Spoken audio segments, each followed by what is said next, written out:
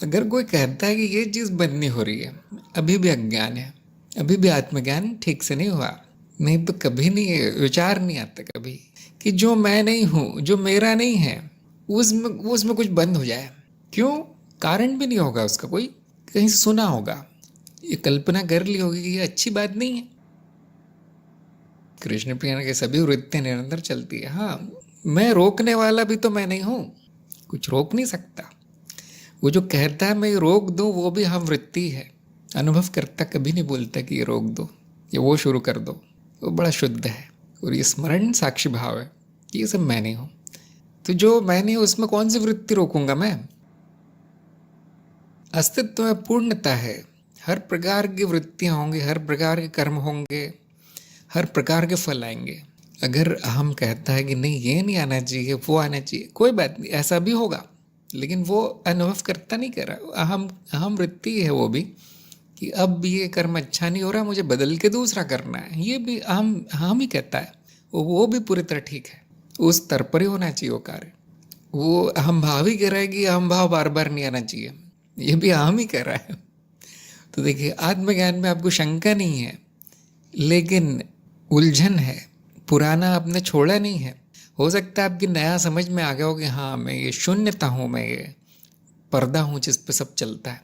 ऐसा शाब्दिक समझ में आ गया होगा, शब्द समझ में आ गए होंगे, लेकिन वो पुराना त्यागा कहाँ है अपने? वो क्या हो रहा है कि आप दोनों को साथ लेके चलने की कोशिश कर रहे हैं। मतलब जो दो घोड़ों पे सवार होता है वो कहाँ जाएगा, आप बताइए? जो दो नावों पे चलता है वो तो डूबता है। एक पे रहिए आप, या तो पूरे साक्षी बन जाइए, हाँ जी मैं ही साक्षी हूँ, मैं ही अनुभव करता हूँ, या तो पूरे मनुष्य बन जाइए। मनुष्य बनने में क्या बुराई है, बिल्कुल सुंदर रचना है।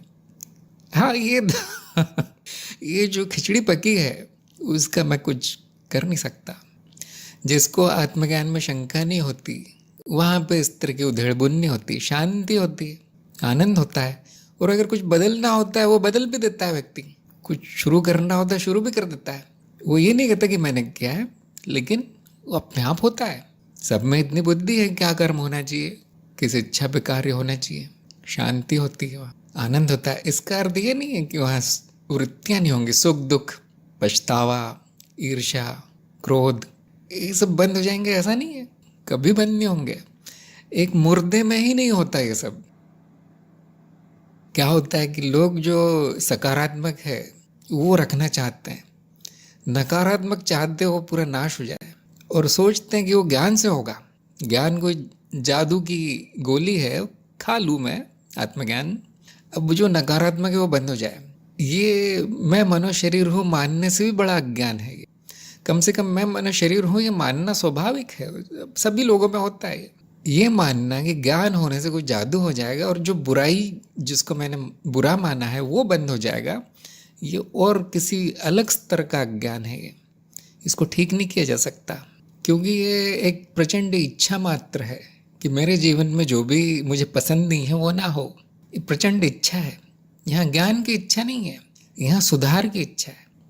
और ज्ञान को साधन माना गया है कि हाँ इससे कुछ मिलेगा। लोग कहते हैं ज्ञान मार्ग में आनंद शांति, यहाँ कुछ नहीं मिलता। ज्ञान मार्ग में आपके पाठ में बड़ा स्पष्ट कहा गया है, कुछ भी नहीं मिलेगा, ना कुछ बंद होगा ना कुछ शुरू होगा। और अगर आप कुछ बंद या शुरू करना चाहते हैं वो बिना आत्मज्ञान के भी कर सकते हैं। बताइए क्या बंद करना चाहते हैं? अहम भाव आता है और अगर वो दुखदाई है, बंद कर सकते हैं, उसके लिए आत्मज्ञान की ज़रूरत नहीं है। तो देखिए, मार्ग आप भटक चुके हैं, अभी तक आप मार्ग पे अच्छे से चले नहीं हैं। कुछ दिन और प्रयास कीजिए सत्यापन का, उसके बाद देखेंगे मैं आपका मार्ग बदलवा दूंगा आप। क्योंकि ऐसे भी मार्ग है, देखिए सुधार के मार्ग बहुत अच्छे अच्छे हैं। जैसे उस दिन हमारी बात हो रही थी, कर्मयोग पूरी तरह प्रायोगिक है, प्रैक्टिकल, आपके लिए वो अच्छा होगा। आत्मज्ञान से कुछ नहीं बदलेगा, कुछ सुधरेगा भी नहीं, त्याग हो जाएगा। ये सब मैं नहीं हूँ, ये गधा, ये चारा, ये डंडा मेरा कुछ नहीं है, इतना हो जाएगा।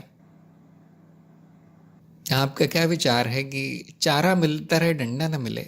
वो नहीं हो सकता ज्ञान मार्ग में। सब छूटता है, यहाँ सब कुछ छूट जाएगा।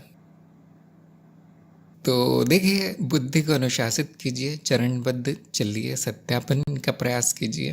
और कोई सहायता अगर आपको लगती है तो सत्संग में पूछिए, सत्यापन में। और अगले चरणों के जो आप करना चाहते हैं वो बंद कर दीजिए करना। जो सिखाया भी नहीं गया, साक्षी भाव, अहम वृत्ति को कैसे देखना है, और या जब कुछ अंधेरे में कर्म हो जाए तो कैसे उसको वापस दोहराना है साक्षी भाव में, मन में क्या उपाय हैं साक्षी भाव के, ये सब चरण 4 में सिखाया गया है, वो आप करने की कोशिश कर रहे हैं। क्या ये बुद्धिमानी है?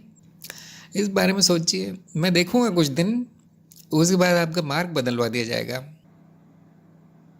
क्योंकि ये ठीक नहीं किसी को उम्मीद दिलाना कि भाई ये ज्ञान ले लो सब ठीक हो जाएगा। ये झूठी उम्मीद है। क्या कुछ ठीक होगा ही नहीं कभी? ऐसा भी नहीं है।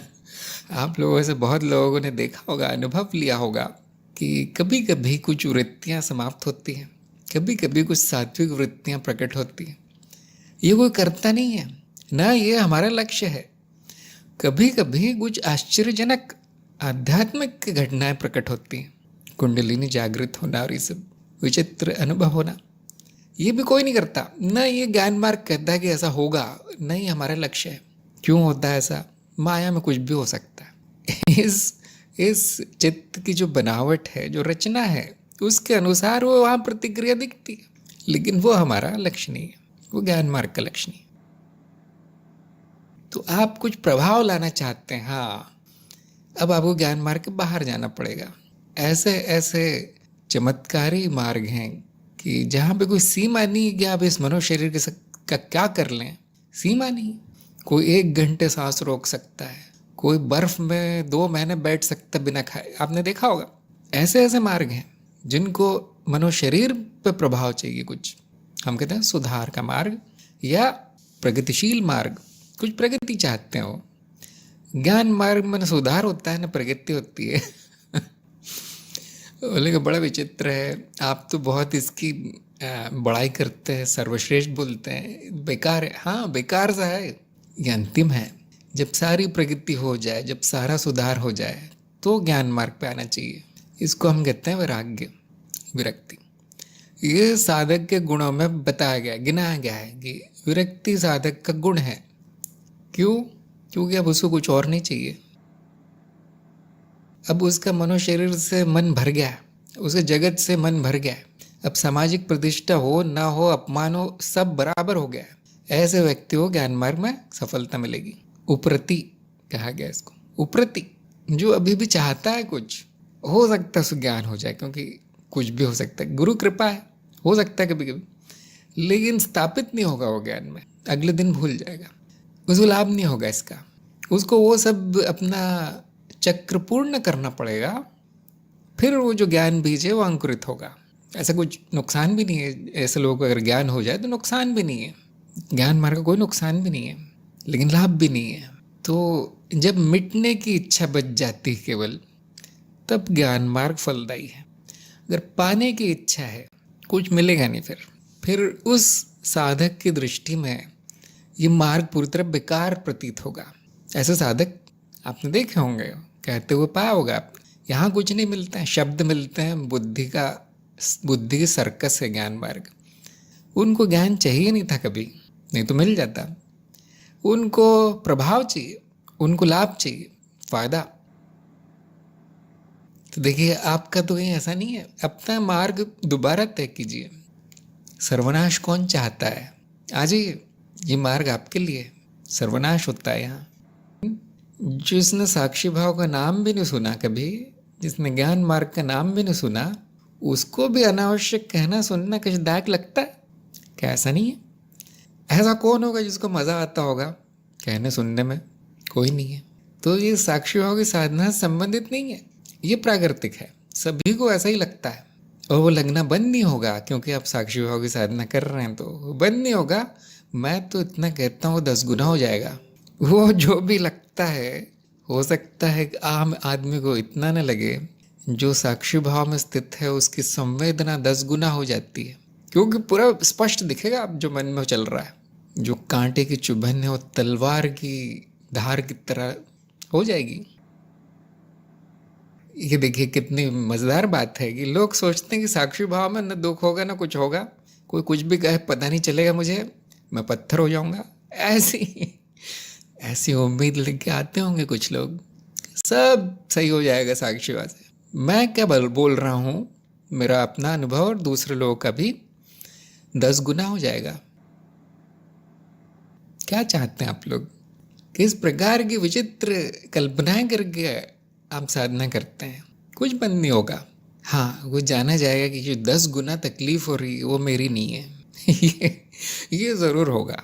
शायद वो चेहरे पर दिखाई भी न दे, इतनी स्थिरता आ सकती है, संभाव आ सकता है, लेकिन वो बंद नहीं होगी, संवेदना बंद नहीं होगी। वो बंद कौन करना चाहेगा? कोई नहीं। तो आपकी जो भी मजबूरी हो वो कारण है और कोई कारण नहीं है।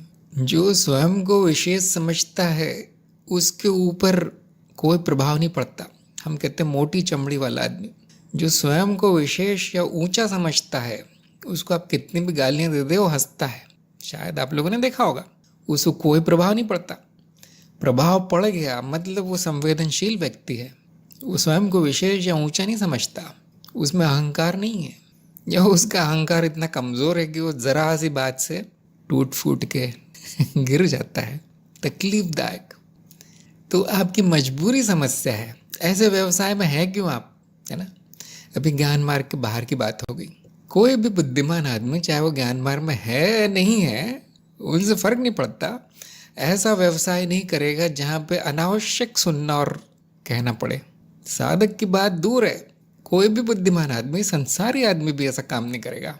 तो आपकी समस्या जो आपकी मजबूरी है, बंधन है, वो बंधन है कि आपको करना पड़ रहा है। अब यहाँ पे उसके ऊपर ये आरोपित नहीं करना है कि मुझ में अहंकार है और ये सब नहीं है। ये बड़ा सामान्य है, ऐसा ही सबका होता है। जिसमें अहंकार ना हो उसको भी बुरा लगेगा। ऐसा कौन है जो पूरी तरह पत्थर है, जिसको लोगों की बातें बिल्कुल बुरी नहीं लगती? वो मनोविकारी होगा, कोई पत्थर होगा, जैसे कि मैंने बताया, स्वयं को बहुत बड़ा समझता होगा। तो ये प्राकृतिक है। अप्राकृतिक क्या हो रहा है आपके जीवन में कि आप मजबूरी का कार्य कर रहे हैं। कौन मजबूर कर रहा है आपको? दूसरा कार्य नहीं मिल सकता, दूसरा व्यवसाय नहीं हो सकता। अब देखिए, ये सब तो हमारे कार्यक्रम की पहुंच के बाहर है, हमारे पाठ्यक्रम के बाहर की बात है और निजी मामला है, तो मैं कुछ नहीं बताऊंगा।